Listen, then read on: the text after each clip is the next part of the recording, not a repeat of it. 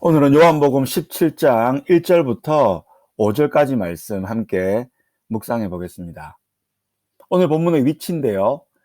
고별 강화를 마쳤습니다. 그러니까 요한복음 13장부터 16장까지가 고별 강화고요. 17장에 들어오면 이제 기도를 시작하십니다.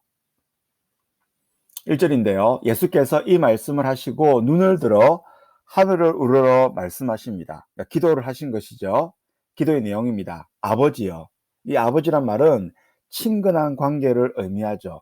하늘에 계신 하나님이 아버지라고 그렇게 기도하십니다. 때가 이르렀사오니, 여기서 말한 때는 예수님의 십자가의 죽음을 의미하죠. 영광의 때를 의미합니다. 아들을 영화롭게 하사 아들로 아버지를 영화롭게 하게 하옵소서라고 기도하고 있어요. 이게 바로 상호 영광 돌림이라는 것인데요. mutual glorification입니다. 그러니까 십자가의 죽음을 통해서 아버지를 영화롭게 하고, 아버지는 아들을 부활을 시킴으로써 영화롭게 한다라고 말씀하고 있습니다.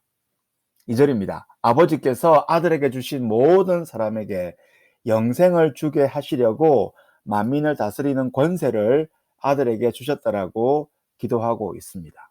그러니까 십자가의 죽음과 부활의 이유가 무엇입니까? 바로 영생을 주게 하시려고 하는 것이죠.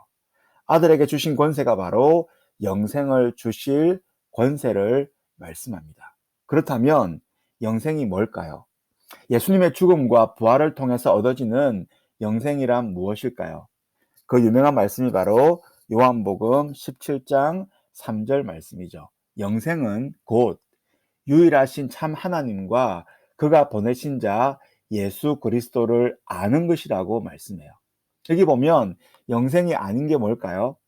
영원히 오래 사는 것은 성경에서 말하는 영생이 아닙니다.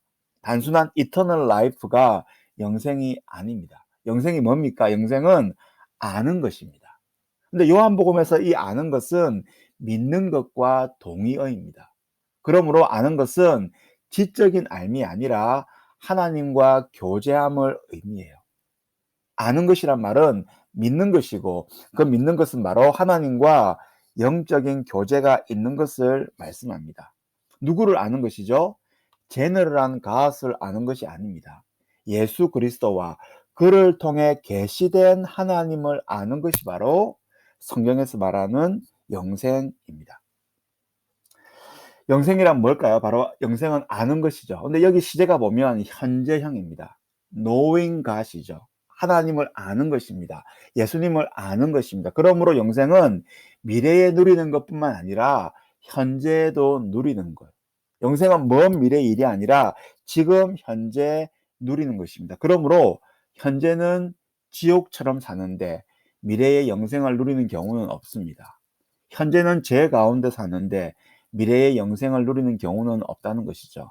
이 영생이라는 의미가 바로 먼 미래에 누릴 뿐만 아니라 지금도 현재에도 누리는 것이 바로 영생이라고 성경은 말씀해요.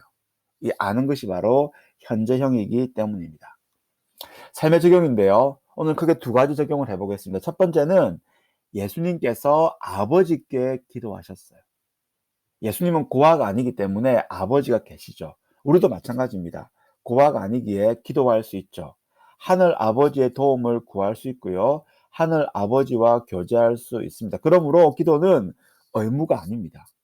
마지못해 하는 것이 기도가 아니에요. 기도는 특권입니다. 하늘에 계신 아버지께 우리의 간구를 올려드릴 수 있고 그분과 교제할 수 있는 것이 바로 기도입니다. 또한 영생이 무엇입니까?